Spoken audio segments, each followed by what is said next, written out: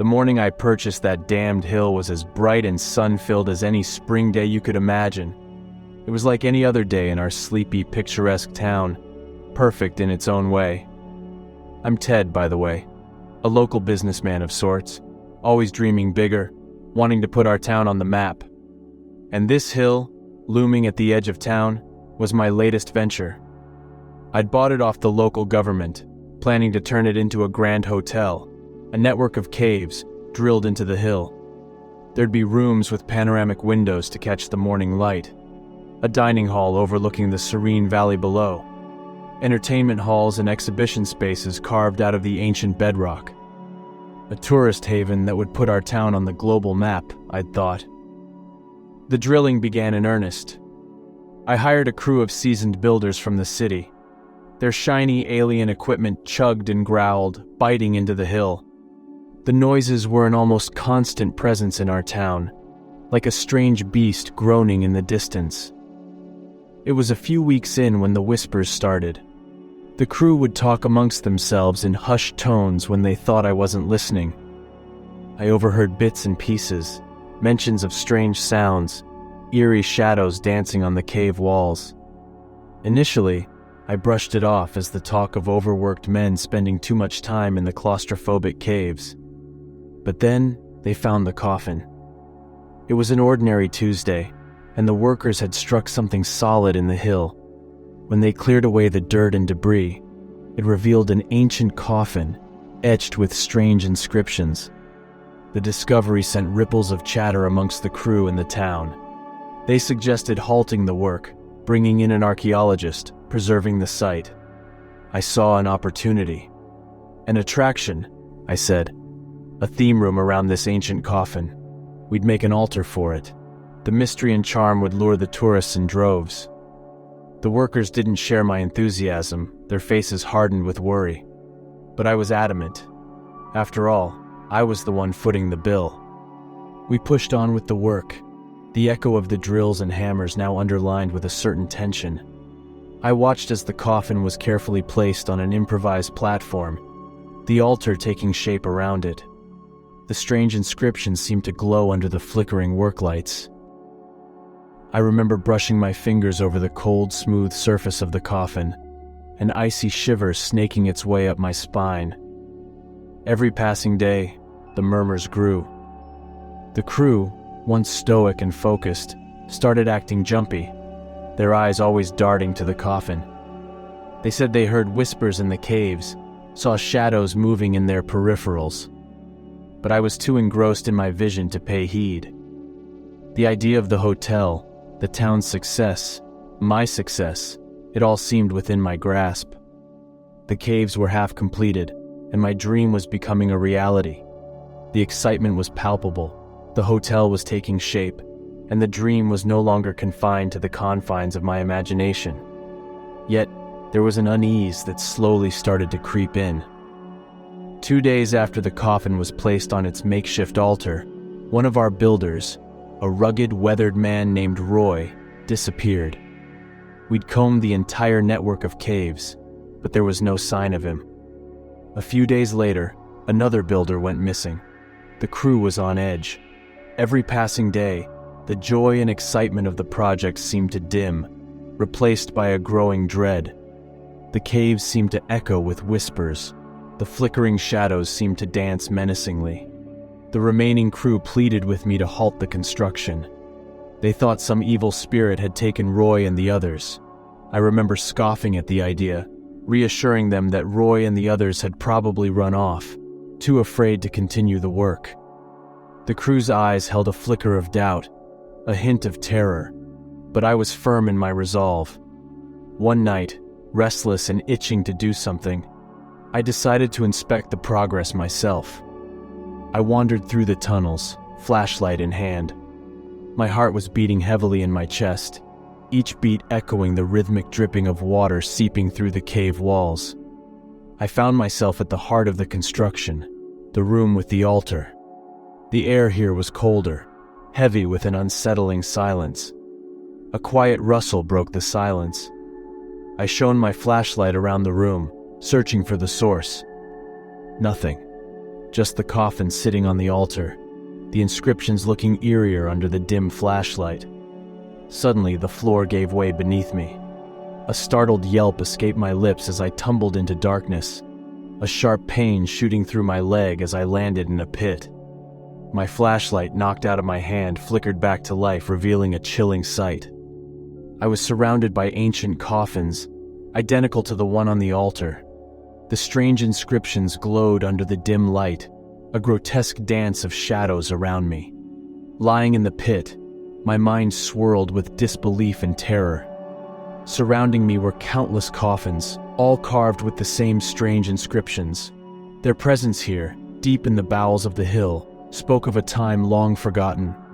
What I had believed to be a charming hillside for my ambitious project was a tomb, housing the dead for centuries. My blood turned cold as I heard a whisper, a low, unintelligible murmur from behind me. I turned, my heart pounding in my chest. A chilling sight met my eyes. The builders, Roy and the others, were standing there, their eyes closed, standing as still as the marble statues in a museum. "Roy?" I called out. My voice sounded weak, hollow against the chilling silence of the pit. There was no response, no acknowledgement of my presence. I called out to them, pleading, crying, but they stood motionless, their closed eyes like a haunting painting in the eerie light. Suddenly, a piercing scream echoed through the pit. I spun around, my heart thundering in my chest. A large wooden door that I hadn't noticed before stood at the far end of the pit. A woman's scream had emanated from there. Gathering my wits, I turned back to look at the builders, but they were gone. Only the cold stone coffins were there. My mind spun. "Focus, Ted," I muttered to myself and sprinted towards the door. It creaked open under my touch, revealing a grand hall. Tall marble columns, their surfaces gleaming under some unseen light, framed the room. An altar sat in the center of the room, identical to the one in the cave above. There, on the altar, was the original coffin. The lid was open, revealing an ethereal woman draped in ancient fabrics. Her skin was as white as the marble columns, her eyes locked onto mine. Her gaze held me captive. She pointed at me, her scream tearing through the room. A blind panic surged within me. I scrambled backward, my foot tripped over a loose stone, sending me sprawling onto the cold, hard floor. My head smacked against a rock. A blinding pain shot through my skull, and then darkness swallowed me. I woke up to the sound of hushed voices, the soft, natural light of the day seeping into my eyes. My head throbbed painfully. As my vision cleared, I saw anxious faces around me, the builders, doctors, even some townsfolk. "We found you unconscious in one of the caves," they said. "No sign of the pit, the coffins, the woman. Was it all a hallucination, a nightmare?" The hill that was once the object of my dreams had turned into a nightmare. I could no longer continue the construction. The idea of tourists flocking into the very heart of this ancient tomb seemed absurd, horrific. I decided to halt the construction, fill up the caves, and put an end to my dream. The town breathed a sigh of relief when I announced my decision.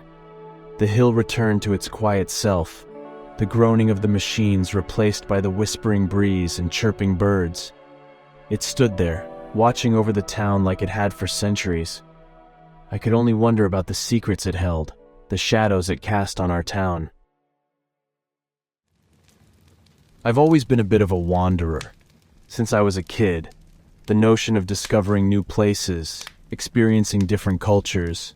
So here I was, John Thompson, 27 years old, and finally living my dream of being a full-time traveler. My latest destination, an enigmatic little country nestled deep in the heart of Asia. I settled in a rustic hotel, a charming structure that seemed as if it had grown out of the very earth it was built on. It was there I first met Jean, a pixie-like girl with a pixie-like curiosity. She was from France, a passionate artist, eager to experience the world beyond her canvas. I came here to understand their culture, to see their country, to expand my horizons, you know? She had told me, her eyes sparkling with anticipation. I found her thirst for knowledge and her passion infectious, and we quickly became travel buddies. One evening, we were strolling through the narrow, winding lanes of the old town. It was alive, pulsating with the energy of 1,000 stories being told at once.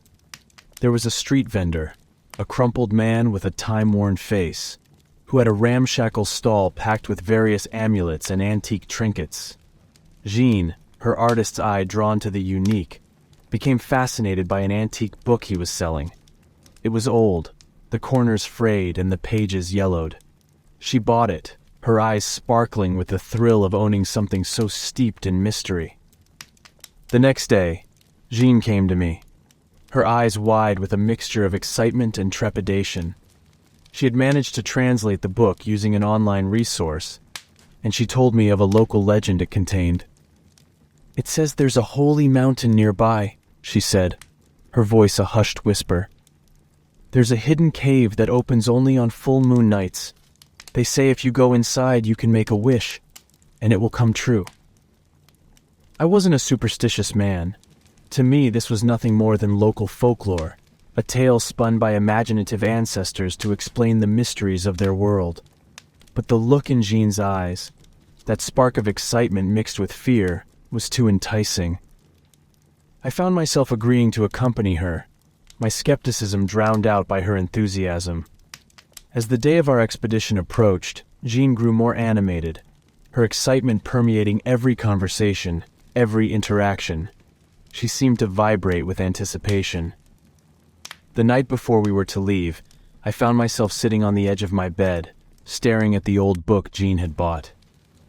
It seemed almost innocuous, a relic of a time long past, but it held a promise of an adventure that stirred something within me, a call to the unknown. I knew then that I was no longer the skeptical traveler. I was invested in this journey, intrigued by the mystery of this holy mountain and its magical cave. I closed the book, placing it on the bedside table, my mind already wandering to the adventure that awaited us. The soft knock on my door brought me back from my reverie. Jeanne was there, her eyes shining with excitement. She had more passages to share, more insights into the legend that had captured our imaginations. We spent the rest of the night poring over the book, our minds spinning with possibilities. The last thing I remember before finally surrendering to sleep was Jean's voice, soft and excited, reading aloud from the book. Her words painted vivid images of a world steeped in mystery, of ancient secrets tucked away in the heart of the mountain, waiting to be discovered. As the first rays of dawn painted the sky with hues of pink and orange, I felt a strange sense of anticipation tinged with fear. Today was the day we would set out on our journey, venturing into the unknown. Little did I know then the horrors that awaited us. The day of our expedition was filled with an air of trepidation. The sky was overcast, a canvas of gray that seemed to mirror my unease. Jean, however, was undeterred, her energy infectious. We gathered our gear, and with the enigmatic book as our guide, set off towards the supposed location of the holy mountain. Our path took us through a dense forest, a sea of verdant green that seemed untouched by time. The forest had an ancient feel to it, the air heavy with the scent of damp earth and the quiet whispers of the trees. As we moved deeper, a strange sensation began to creep over me, a feeling of being watched. I brushed it aside, attributing it to my overactive imagination, stoked by the mysterious book and its tales. Hours later, we stood at the base of the mountain. It loomed above us, an imposing structure of rock and earth, as old as the world itself. Its peaks were lost in the clouds, the air around it holding a sense of foreboding. The cave was nowhere to be found. Disappointed but not defeated, we decided to set up camp and wait for nightfall, for the moon to reveal what the sun had hidden. As the sun made its descent and the moon claimed the sky, we began to hear a strange noise. It was distant, echoing through the silence like the skeletal chatter of bones. The sound sent a chill down my spine, an instinctive reaction to something inherently unnatural. We followed the noise, our flashlights cutting through the darkness, and there it was, the cave. Its entrance yawned before us, an abyss that promised both adventure and terror. I felt a sense of dread, an intuitive warning that screamed at me to turn back. Jean, however, was drawn towards it like a moth to a flame. To deny her now would mean admitting to my fears, something my pride wouldn't allow. The cave was strangely illuminated, an ethereal glow that danced across the damp stone walls. Jean marveled at it, her artist's eye capturing the surreal scene. I couldn't shake off the feeling of unease. As we ventured deeper, the cave seemed to twist and turn into an intricate labyrinth. We stumbled upon remnants of previous explorers, discarded backpacks, a pair of sneakers, a rusted flashlight. It was as if time had frozen for these objects, preserved in the bowels of the mountain. Among them, I found a camera. Hoping to find clues about the cave, I flicked through the images. What I found turned my blood to ice. There were pictures of young hikers, faces full of excitement and curiosity, much like Jean and I. The pictures progressed to shots of the cave, their excitement replaced with palpable fear. The subsequent images were a nightmare come to life. Severed limbs, gruesome scenes of carnage, and finally, a monstrous, scaly hand holding a decapitated head. I felt bile rise up in my throat, the reality of our situation sinking in. I decided to spare Jean the horrors of the images, instead, urging her to leave with a fabricated excuse. Her curious nature made her question my sudden insistence, but my evident distress convinced her. As we started retracing our steps, I realized the cave wasn't as it was before. The tunnels had shifted, the paths had changed. The cave had become an otherworldly maze, trapping us within its stone walls. Fear, raw and unyielding, began to take hold of us. The familiar passages we had walked through were replaced by unfamiliar walls of stone, their cold surfaces reflecting the pale moonlight that eerily made its way inside. The low rumble of guttural noises echoed through the labyrinth, chilling us to the bone. Each rustle, each distant growl seemed to draw closer, reminding of the images on the camera. The once enchanting glow within the cave seemed to fade, slowly enveloped by an unnatural darkness. In desperation, we turned on our flashlights, their beams struggling to penetrate the inky blackness. We moved as quietly as possible, careful not to attract any attention to ourselves. Despite our efforts, I felt an oppressive presence growing stronger around us. A scream shattered the silence. I spun around, the flashlight beam landing on a sight that would haunt me forever. An indistinguishable dark entity had grabbed Jean, her terrified face illuminated in the harsh light before she was dragged away into the darkness. Her screams echoed off the cave walls, growing fainter as she was taken deeper into the maze. Panic surged through me. The woman who had been my companion, my friend, was in the clutches of an unfathomable creature. I found myself moving towards the direction she was taken, driven by adrenaline and fear. I stumbled upon remnants of what once was Jean, her backpack, a sneaker, and then, horrifyingly, parts of her body. Her arm lay discarded, the tattoo of a lily a stark contrast against the pale skin. My heart pounded in my chest, a deafening rhythm in the deathly silence of the cave. Driven by a primal need for survival, I turned back and ran, the gruesome sight of Jean's dismemberment fueling my fear. I moved aimlessly through the labyrinth, the chilling echoes of the monstrous growls ever present. In the distance, I saw a faint glow. Hope sparked in my heart as I stumbled towards it, my lungs screaming for air. To my relief, it was the cave's entrance. I broke free into the night, the cold mountain air filling my lungs. Stumbling through the woods, I was fueled by a singular thought. I needed to get back to town, to warn others about the horrors of the cave. As I neared the edge of the forest, under the soft glow of the moonlight, I saw a familiar figure. The old street vendor, the keeper of the cursed book, stood there. His eyes bore into mine, an unsettling smile on his face. He raised a finger to his lips, the universal gesture of silence. The forest welcomed us with a cool breath, that kind of crisp air you only find when you're miles away from anything resembling civilization. I remember staring at the mountains of Colorado from the back seat of our old beat-up Jeep, thinking it was just about the most beautiful place I'd ever seen. Towering pine trees, endless blue sky, rocky cliffs jutting up like the jagged teeth of some ancient leviathan. It was pure, untouched. A paradise on earth. Just us three. Me, Doug, and Carla.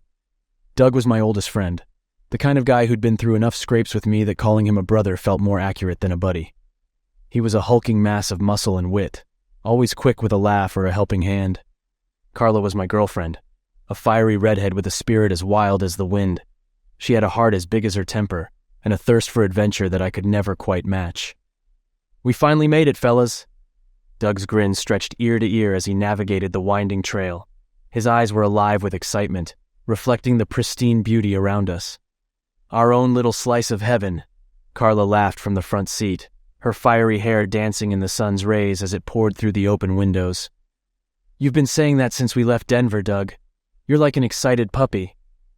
"I can't help it," Doug replied, his laughter deep and contagious. "We're really out here, away from all the crap in the city.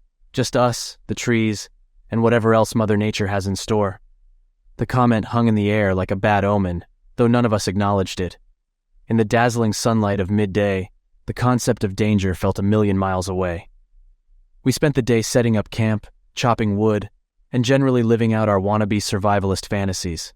Our laughter echoed through the woods, the only sound for miles apart from the chirping of birds and the rustling of leaves. As the sun began to dip below the horizon, we huddled around the campfire, the orange glow dancing across our faces. The world felt peaceful, serene, and as we shared stories, the deepening shadows of the night seemed a world away. It was then I noticed it. A shift in the atmosphere, so subtle I wasn't sure if it was real. The silence of the woods seemed oppressive, the darkness beyond the firelight more profound than before. I glanced around, half expecting to see a pair of glowing eyes staring back at me, but there was nothing. "Doug, Carla, do you feel that?" I asked, swallowing hard. "What, the sudden urge to tell ghost stories?" Doug joked, but I could see the unease creeping into his eyes. "No, it's like the woods changed." Carla shivered, wrapping her arms around herself. "It's like we're being watched, isn't it?" A nod was all I could manage. We sat in silence then, the three of us lost in our thoughts. The shadows around us seemed to deepen, the darkness moving closer with each passing minute. What had begun as a vacation in paradise was starting to feel like anything but.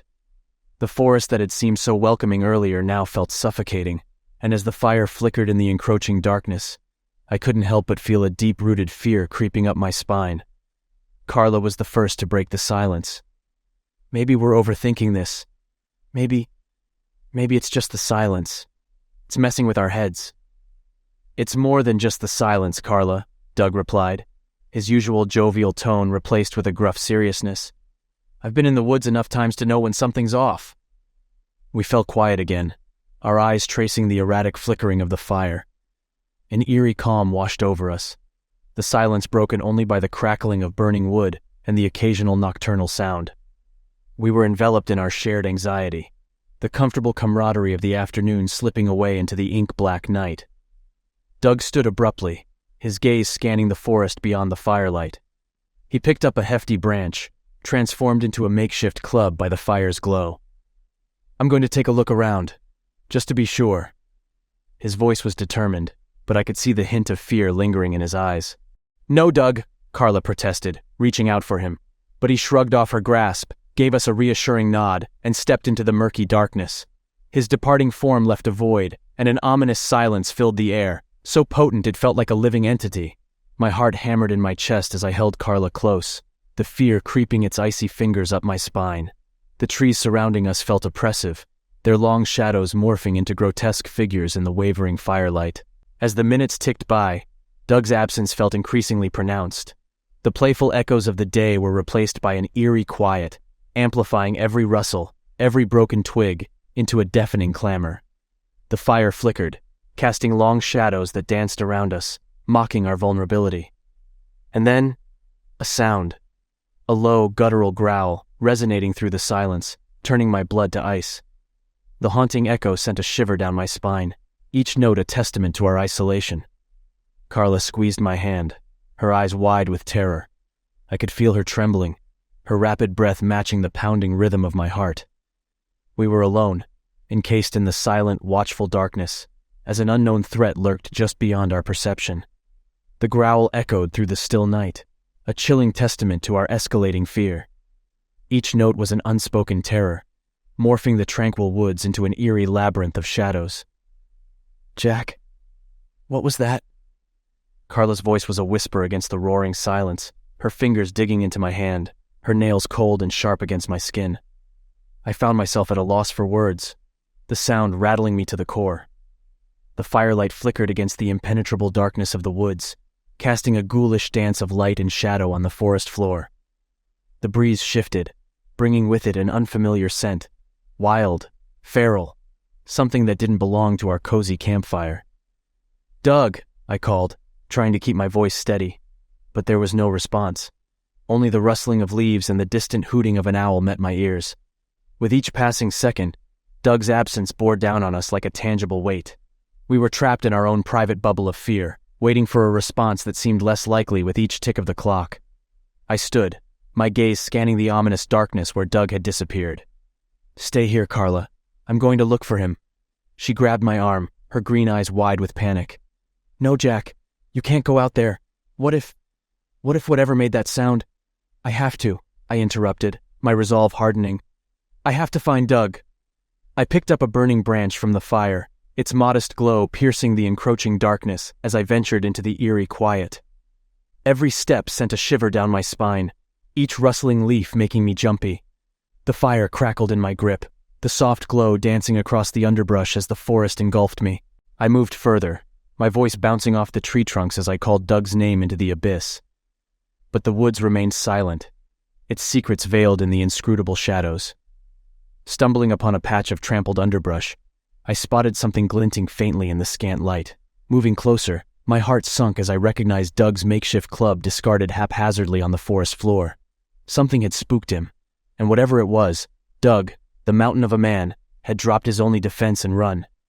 A cold dread crept into my bones, the possibility of a real threat in our midst coming into sharp focus. There was something out there, a lurking predator, unseen but far too real. Back at the camp, I found Carla huddled close to the dying fire. Her skin was pale in the diminishing light, her eyes reflecting the panic I was sure mirrored my own. The campfire, our small island of warmth and safety, felt more like the center of a chilling arena. "Doug's not back yet," I confessed, trying to mask the terror in my voice. Carla's face fell, her expression a raw portrayal of our grim reality. "Jack, what are we going to do?" she asked, her voice barely a whisper against the frigid mountain air. "We need to stick together, keep the fire going. We'll make it through the night, and at dawn, we'll find Doug." The conviction in my voice surprised even me, a forced optimism to keep our escalating fear at bay.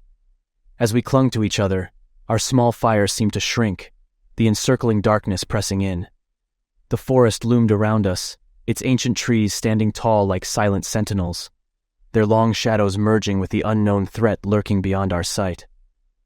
Our night had turned into a vigil. With every crack of a twig, every rustle in the undergrowth, our eyes darted to the darkened woods, expecting to see Doug stumble into the firelight, or worse, the unknown menace that now stalked our thoughts. We fed the fire religiously, the supply of dry wood dwindling as the night stretched on. The flames danced wildly, casting erratic shadows that mocked our desperation. Carla stayed silent, her body curled close to mine, her quiet sobs muffled against my shoulder. In the deafening quiet of the wilderness, every sound seemed magnified, turned sinister. The hooting of the owl felt ominous, the rustling leaves whispered threats, and the distant growl from before, now silent, echoed hauntingly in our imaginations. The adrenaline rush from earlier gave way to a cold, gnawing fear, amplified by the crippling uncertainty. Were we imagining the danger? Was our fear conjured by the unfamiliarity of the woods? Or was there truly a malicious entity sharing our solitude, encroaching on our sanctuary? When Carla finally fell asleep, her body limp with exhaustion, I sat awake, my eyes tracing the jagged line where firelight met darkness. The soft whimpers of her restless dreams were the only reassurance that I wasn't alone, that I wasn't abandoned to the silent watch of the looming trees. The oppressive darkness finally gave way to the soft tendrils of dawn, the first rays of sunlight filtering through the dense canopy. I looked over at Carla, her face pale and drawn in the soft morning light, her sleep fraught with nightmares. I gently woke her, her green eyes fluttering open, reflecting the raw fear from the night before. "It's morning," I whispered, my voice hoarse from lack of sleep. The relief in her eyes was palpable, a brief respite from the terror that had held us captive. The forest, so sinister in the moonlight, seemed to revert to its daytime tranquility. The trees no longer felt oppressive, and the shadows, while still there, seemed less menacing. But the relief was short-lived. Doug was still missing, and we were still alone in an expansive wilderness with something that had instilled a primal fear in us. "We need to find Doug," Carla said, her voice steady despite her obvious fear. There was a determination in her eyes that sparked a similar resolve in me. We couldn't let fear paralyze us. Doug was our friend, and we needed to find him. We ventured into the woods, the morning sun casting long shadows through the towering trees. Armed with nothing but our determination, we called out Doug's name, each echo a reminder of our isolation. A rustling sound caught our attention. We froze, the memory of the haunting growl from the night before etching a fresh wave of fear in our hearts. But as a figure stumbled out of the undergrowth, relief washed over us. It was Doug. He looked like hell. His clothes were torn, his face scratched up, and his eyes held a wild, haunted look. He looked at us, and a shaky smile spread across his face. "I didn't think I'd see you guys again," he said, his voice raspy. The sight of him, alive but visibly shaken, sparked a barrage of questions. What had happened to him? What had he seen? But his answers were vague and shrouded in a fear he was trying hard to mask. He spoke of dark figures and glowing eyes, of an unshakable feeling of being hunted. His words painted a horrifying picture that twisted our relief into a deeper dread. We had to get out of here as soon as possible. So we hurriedly gathered our things and headed for the Jeep. Sitting in the back seat, I looked behind us. The bushes stirred, and I saw a gray silhouette that looked like a man. My blood ran cold, and I shouted to Doug to drive as fast as he could. The moment I laid my eyes on Oblivion Peak, a profound sense of awe washed over me. Its austere majesty dominated the horizon, an impassive leviathan wrapped in a shroud of snow and cloud. The locals whispered about it in hushed reverence, their tales laced with both dread and fascination. I suppose we were drawn to the allure of the challenge, the allure of the unknown. There were 6 of us in total. Hardy fellows all, with smiles creased by the wind and eyes that sparkled with the thrill of adventure. We had the indomitable Gregor, a bear of a man with a booming laugh that echoed across the valleys. Then there was Sophia, her delicate features belying the iron will that lay beneath. The twins, Ollie and Ella, were inseparable and had a penchant for friendly competition. Miles was the quiet one, always lost in thought, his gaze perpetually fixed on the distant horizon. And then there was me, the informal scribe of our escapades, armed with my journal and pen. The ascent was arduous, as we expected it to be. Our boots crunched in the snow, our breaths puffed out in visible clouds, and the biting cold was a constant companion. Yet we pressed on, driven by a collective willpower that seemed as formidable as the peak itself. The mountain was indifferent to our plight, standing resolute as we clambered over rocks, negotiated treacherous crevasses, and trudged through the snow. One night, huddled together in our camp, a strange conversation took place.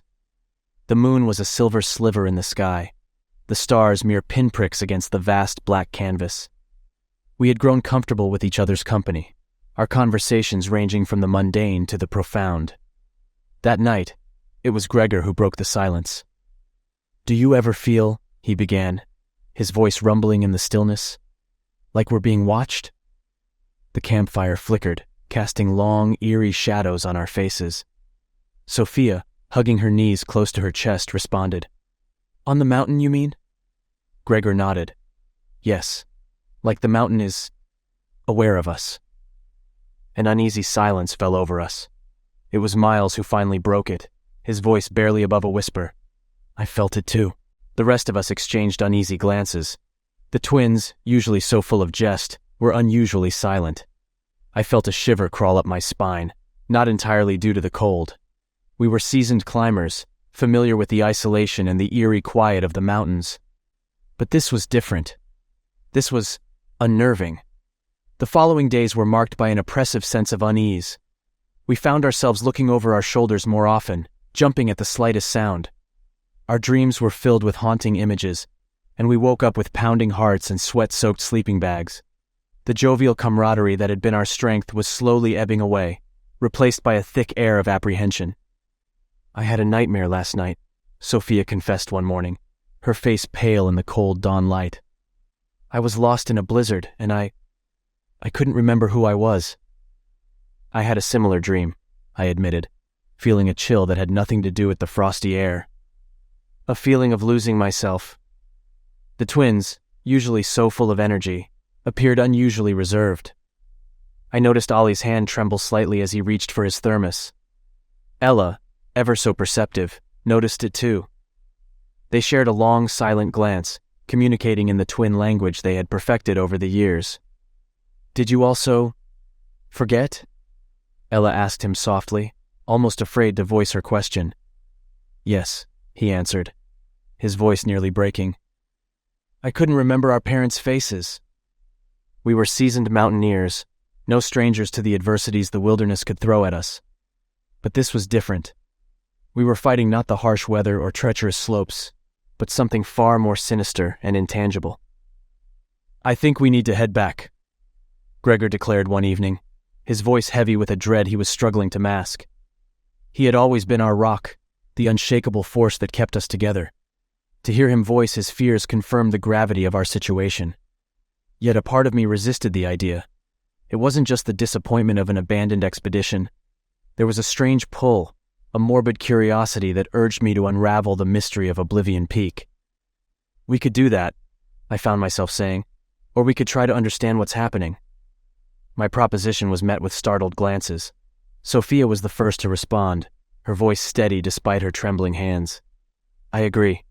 We're in this together, and if there's a way out, we should find it together." So we decided to stay. We decided to confront the unknown, armed with our courage and the hope that our collective strength would guide us through. Days turned into weeks. The mountain continued to bear down on us, a monolith of ice and stone, its silence more threatening than any storm.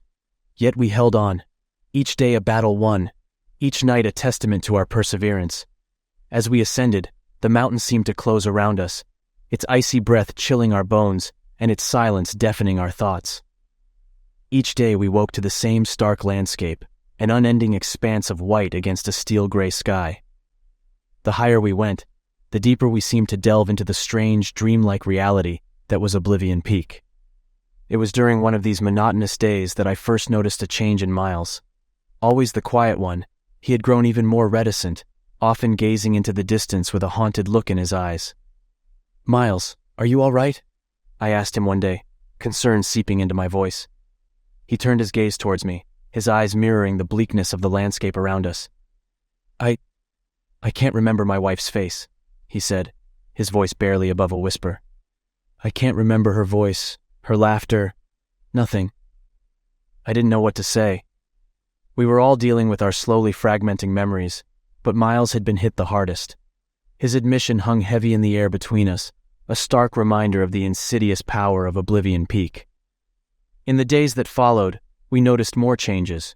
Gregor, our pillar of strength, was becoming increasingly agitated, his jovial demeanor replaced by a nervous energy that was unsettling to witness. The twins, Ollie and Ella, were often found huddled together, whispering in hushed tones, their usual playful banter a distant memory. And Sophia, brave Sophia, seemed to be fighting her own battle.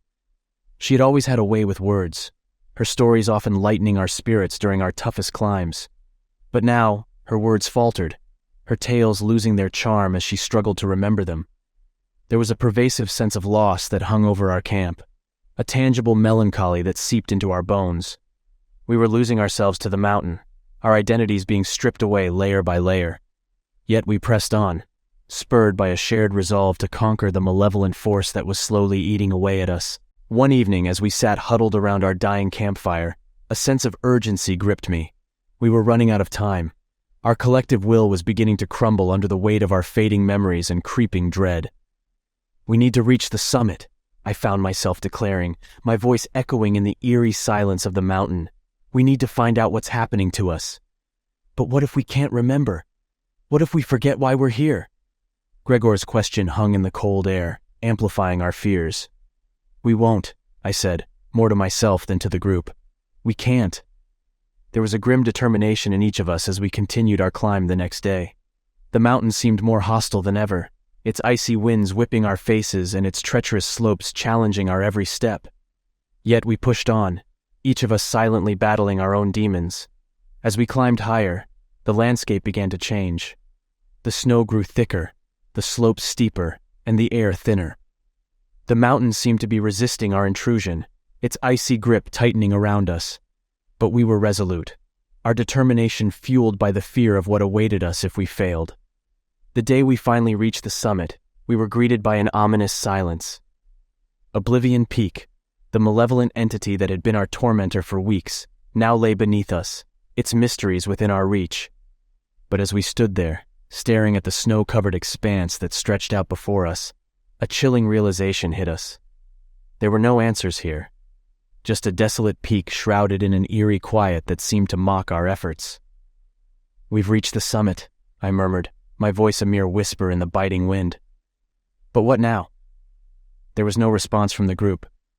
We stood there, an insignificant speck against the backdrop of the colossal mountain, our spirits as bleak as the landscape around us. And then, something strange happened. A soft, almost melodious hum filled the air, its rhythm resonating with the thumping of our hearts. It seemed to be emanating from the mountain itself, a haunting melody that echoed in the silent expanse. "Do you hear that?" Sophia asked, her voice trembling. We nodded, our gaze fixed on the snow-covered ground beneath our feet. The hum was growing louder, its rhythm more insistent. Like a heartbeat, suddenly the ground beneath us shifted. A crack appeared, snaking its way through the snow, and a brilliant pulsating light spilled out. We took a step back, shielding our eyes from the blinding radiance. Then, as abruptly as it had appeared, the light receded. The crack sealed itself, leaving no trace of the strange phenomenon we had just witnessed. What was that?" Ollie stammered, his eyes wide with shock. Before we could respond, a wave of dizziness hit us. We staggered, clutching our heads as a sharp pain sliced through our minds, and then, as quickly as it had come, the pain subsided, leaving us gasping for breath. We looked at each other, fear and confusion etched on our faces. Something had changed. We could feel it, a tangible shift in the air, a subtle alteration in our perceptions. What just happened?" Ella asked, her voice a mere whisper. I don't know," I admitted, my mind reeling from the strange occurrence. "But I think we've just touched the heart of Oblivion Peak." The descent from the summit was as challenging as the climb, each step a struggle against the oppressive silence of the mountain. The strange event at the peak had left us shaken, the inexplicable light and the accompanying pain a stark reminder of the mountain's insidious power. As the days wore on, the effect of that encounter became increasingly apparent. We were changing, our personalities morphing into distorted versions of our former selves. Gregor, once the epitome of joviality and strength, was now a bundle of nerves, his laugh replaced by a nervous tic. Sophia's eloquence had deserted her, her sentences often trailing off into incoherent mumbles. The twins, who were once the life of our group, were now a picture of desolation, their playful banter replaced by sullen silence. And then there was Miles, who was perhaps affected the most. His wife, once a vivid memory, was now a distant shadow, her existence a fading echo in his crumbling mind. He spent most of his time staring into the void, a hollow look in his eyes that was heartbreaking to witness. We found some respite in the shared acknowledgement of our plight, our collective misfortune forging an unspoken bond between us. We spent our evenings huddled around the campfire, recounting the fragments of our fading memories, each tale a desperate attempt to cling on to our vanishing identities. One such evening, as the cold wind whipped around us and the fire crackled in the eerie silence, Miles spoke up. "Do you remember?" he began, his voice barely above a whisper. "The light at the summit?" We nodded, the memory of the blinding radiance still fresh in our minds. "It was pulsating," he continued, his gaze fixed on the dancing flames. "Like a heartbeat." A chill ran down my spine at his words. The light had indeed pulsed, its rhythm strangely reminiscent of a heartbeat. A horrifying thought crossed my mind, its implications too terrifying to comprehend. "Are you suggesting," I began, my voice shaky, "that the mountain is alive?" Miles didn't respond, his silence a chilling confirmation of our worst fears. Oblivion Peak was not just a mountain, it was a living, breathing entity that was slowly devouring us. The following days were marked by a profound sense of dread. Each step we took, each breath we drew, felt like a violation of the mountain's sanctity, a provocation to the living entity that was Oblivion Peak. Despite our fears, we pressed on, our descent becoming a desperate race against time. We were losing ourselves with each passing day, our identities fading into oblivion. As we neared the base of the mountain, an uncanny calm settled over us. We had survived the mountain's wrath, its insidious assault on our minds, but at what cost?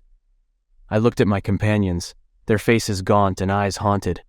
We had started this journey as seasoned mountaineers, brimming with excitement and anticipation. Now, we were just hollow shells, our identities stripped away, our spirits broken. Are we still ourselves?" Sophia asked one day, her voice trembling with fear. We remained silent, the question hanging heavy in the air. Were we still ourselves? Or had the mountain claimed our identities, leaving behind mere shadows of our former selves? As we finally stepped off the mountain, a profound sense of loss washed over me. We had survived Oblivion Peak, but we had left a part of ourselves on its icy slopes, forever entwined with the heart of the mountain.